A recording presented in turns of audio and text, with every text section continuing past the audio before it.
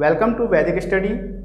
Today we will discuss about respiration, which is the part of the life processes. We have already discussed in the previous videos life processes. You can see it. Now we will discuss about respirations. Life processes के अंतर्गत अब अगला example आता है रेस्पिरेशंस। अब हम रेस्पिरेशंस के बारे में देखते हैं। Respiration is the process in which organism take oxygen and release carbon dioxides. Respiration वह प्रक्रिया होती है जिसमें जीव ऑक्सीजन लेता है और कार्बन डाइऑक्साइड को रिलीज कर देता है।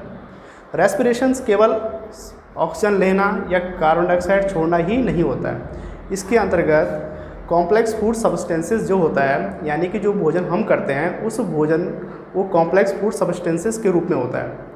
ऑक्सीजन उस भोजन के साथ क्रिया करके उसे सिंपल फूड सब्सटेंसेस में तोड़ देता है। तो ये है रेस्पिरेशंस की क्रिया। ये ग्लूकोज, इसे कहेंगे ग्लूकोज, यानी कि जो पचा हुआ भोजन होता है ये ऑक्सीजन के साथ क्रिया करता है, या जब भोजन के साथ ऑक्सीजन क्रिया करती है तो उसके बाद कार्बन डाइऑक्साइड्स और वाटर बनता है और इसके साथ साथ एनर्जी रिलीज होती है। तो ये है रेस्पिरेशंस की प्रक्रिया।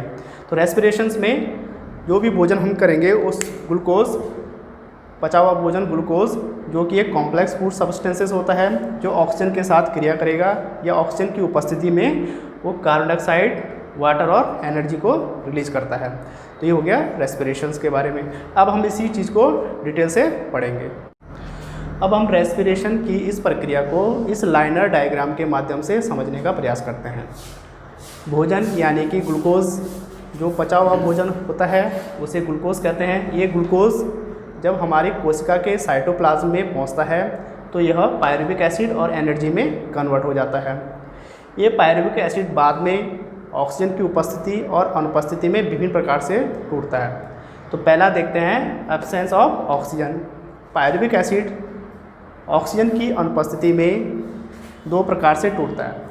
फर्स्ट आता है जैसे इथेनॉल CO2 और एनर्जी में टूटता है। ऐसा ईस्ट के अंदर होता है। ईस्ट यानी कि खमीर, जो कि एक सिंगल सेल ऑर्गेनिज्म होता है, उसके अंदर ये वाली प्रक्रिया होती है। उसके अंदर जो पायरुविक एसिड होता है वो pyruvic acids absence of oxygen में इथेनॉल CO2 और एनर्जी में कन्वर्ट हो जाता है। दूसरा आता है लैक्टिक एसिड प्लस एनर्जी बनता है। पायरुविक एसिड ऑक्सीजन की अनुपस्थिति में लैक्टिक एसिड और एनर्जी में कन्वर्ट हो जाता है। ऐसा मसल्स के अंदर होता है, यानी कि हमारी जो मसल्स होती है उसके अंदर जो पायरुविक एसिड होता है वो ऑक्सीजन की अनुपस्थिति में या लैक ऑफ ऑक्सीजन की कमी के कारण वो लैक्टिक एसिड और एनर्जी में कन्वर्ट हो जाता है। लैक्टिक एसिड्स जो होता है उसके कारण हमारे मसल्स में क्रैम्प्स आते हैं या उसमें पेन शुरू हो जाता है।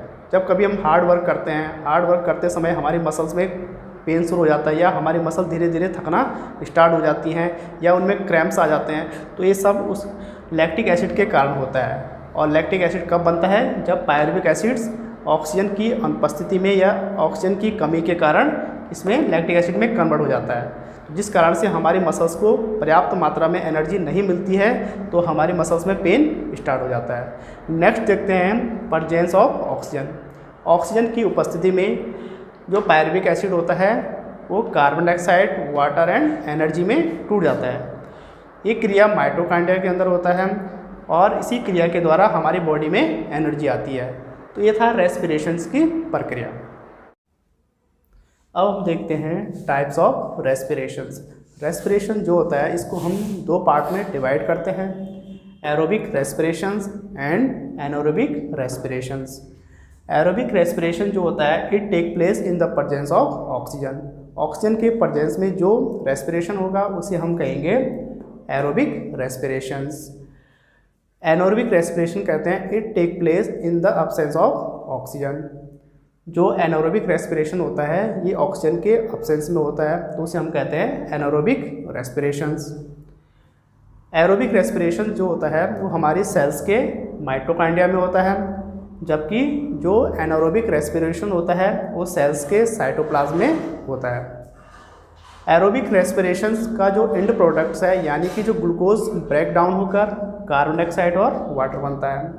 ग्लूकोज का ब्रेक डाउन होकर लास्ट में जो बनेगा कार्बन डाइऑक्साइड, वाटर और एनर्जी। एनारोबिक रेस्पिरेशंस में जो ग्लूकोज का जब ब्रेक डाउन होता है तो उससे अल्कोहल और लैक्टिक एसिड बनता है। एरोबिक रेस्पिरेशंस के दौरान जो अधिक मात्रा में एनर्जी रिलीज होती है, जबकि एनारोबिक रेस्पिरेशंस के द्वारा एनर्जी कम मात्रा में रिलीज होती है। तो ये एरोबिक और एनारोबिक रेस्पिरेशन के बीच में डिफरेंस है। Now we will discuss about human respiratory system with the help of the diagram. Human का जो रेस्पिरेटरी सिस्टम होता है उसे अब हम डायग्राम के माध्यम से देखते हैं। तो स्टार्ट करते हैं कि ह्यूमन के अंदर रेस्पिरेशन की प्रक्रिया किस प्रकार से होती है। तो सबसे पहले बॉडी में जो एयर आती है हमारे नॉस्ट्रिल में एंटर करती है। नॉस्ट्रिल्स बॉडी का ये वाला पार्ट हो गया, यहाँ से एयर हमारी बॉडी में प्रवेश करेगी और नॉस्ट्रिल से होते हुए नेसल कैविटी में, नेसल कैविटी में जैसे एयर जाती है उसके बाद एयर हमारे फेरिंक्स से होते हुए लैरिंग्स में, फेरिंक्स जो होता है नेसल कैविटी और लैरिंग्स के बीच के पार्ट को हम फेरिंक्स कहते हैं। फेरिंक्स से होने के बाद एयर लैरिंग्स तक पहुंचती है। लैरिंग्स यानी कि स्वर यंत्र। लैरिंग्स में एयर आने के बाद ये एयर हमारे ट्रैकिया में आती है। ट्रैकिया में एयर आने के बाद ट्रैकिया आगे जाकर दो पार्ट्स में डिवाइड हो जाती है जिसे हम ब्रोंकाई कहते हैं। ब्रोंकाई आगे जाके फर्दर डिवाइडेड होती है ब्रोंक्यूल्स में। ब्रोंक्यूल्स में एयर आने के बाद लंग्स में एयर पहुंच जाती है जिस कारण से हमारे फेफड़े फूल जाते हैं। लंग्स जो ब्रोंक्यूल्स होता है, ब्रोंक्यूल्स के आगे बैलून टाइप का स्ट्रक्चर पाया जाता है जिसे हम एल्वोलाई कहते हैं। एल्वोलाई जो होता है हमारे ब्लड सेल से कनेक्ट होता है। ब्लड सेल से कनेक्ट होने के कारण यहाँ पे गैसों का एक्सचेंज होता है। यहाँ पे पहुँची ऑक्सीजन जो एयर हमारे नॉस्ट्रिल से एंटर करती है अब यहाँ पे एल्वोलाई तक पहुँच जाती है। एल्वोलाई जो कि ब्लड सेल से कनेक्ट होती है और ब्लड में हीमोग्लोबिन पिगमेंट्स पाया जाता है। हीमोग्लोबिन उस एक ऑक्सीजन को कैरी करता है और उसे शरीर के जो सेल्स होती है सेल्स तक पहुंचा देता है। अब सेल्स के अंदर सपोज ये हमारा बॉडी का सेल्स है, सेल्स के अंदर जैसे ही ऑक्सीजन एंटर करता है तो सेल्स में पहले ही ग्लूकोज मौजूद होता है। ग्लूकोज यानी कि पचा हुआ भोजन, ये ग्लूकोज हो गया। जब ऑक्सीजन ग्लूकोज के साथ क्रिया करता है तब जाके वाटर, कार्बन डाइऑक्साइड और एनर्जी रिलीज होती है।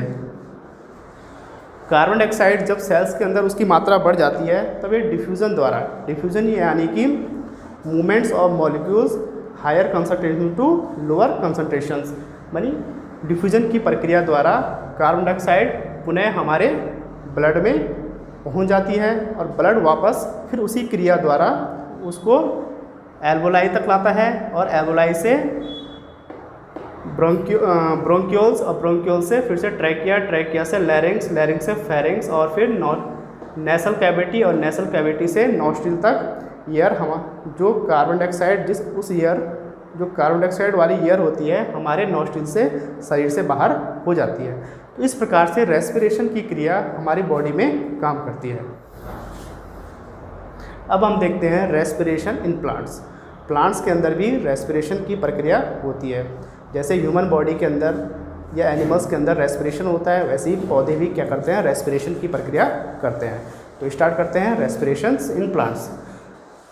ह्यूमन बॉडी के अंदर रेस्पिरेशन के लिए अलग अलग ऑर्गन्स होते हैं जैसे कि लंग्स हो गया, अभी पढ़ा था आपने, ब्रोंक्यूल्स हो गए, ब्रोंकाई हो गए, नेसल कैविटी हो गई। तो पौधों में इस प्रकार के ऑर्गन नहीं पाए जाते हैं परंतु पौधों के अलग अलग पार्ट्स के द्वारा अलग अलग विभिन्न प्रकार से रेस्पिरेशंस होता है।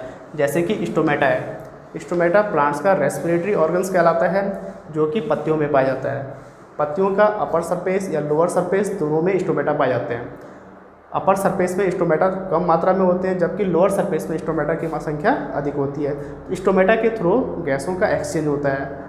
पौधे स्टोमेटा के थ्रू ही एटमॉस्फेयर से ऑक्सीजन लेते हैं और कार्बन डाइऑक्साइड रिलीज़ करते हैं और फोटोसिंथेसिस के दौरान कार्बन डाइऑक्साइड लेंगे और ऑक्सीजन को रिलीज़ करेंगे। तो वो सारा क्रिया स्टोमेटा के थ्रू ही होता है। ऐसे ही स्टेम के थ्रू, स्टेम में लेंटिकल्स पाए जाते हैं। ये कोई स्टेम का डायग्राम बना रखा है यहाँ पे और इस प्रकार के स्ट्रक्चर स्टेम में पाया जाता है जिसे लेंटिकल्स कहते हैं। इन लेंटिकल्स के थ्रू ही पौधे गैसों का एक्सचेंज करते हैं। तो स्टेम में भी क्या होता है, रेस्पिरेशन की प्रक्रिया होती है। ऐसी पौधों की जो रूट्स होती हैं, रूट्स का जो जनरल सरफेस होता है उसके थ्रू भी गैसों का एक्सचेंज होता है। रूट्स भी क्या करते हैं, अपने जो सरफेस की सहायता से गैसों का एक्सचेंज करते हैं। तो ये था रेस्पिरेशन इन प्लांट्स। तो पौधों में इस प्रकार से रेस्पिरेशन की प्रक्रिया होती है।